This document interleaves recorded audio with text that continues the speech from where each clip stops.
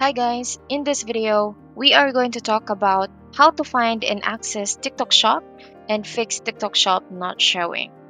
Now let's get right into it. Now the first thing that we are going to do is we are going to open our account and we're just going to click our profile.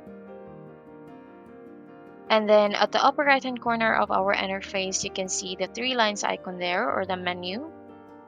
And then click settings and privacy. Then just scroll down. Under support and about category, click on report a problem. Then we'll just wait for a few seconds. And then we're going to scroll down and then click submit a report. And here we are going to type in our concern. So there we go. So we can type this. My TikTok shop is not showing. Please help me, or you can add more if you want. And then just click submit. Once we've done that, we are just going to wait for 1 to 3 business days for TikTok to respond to us. Hopefully, this will solve our problem. If you have questions, please type them below and I will see you guys next time. Bye.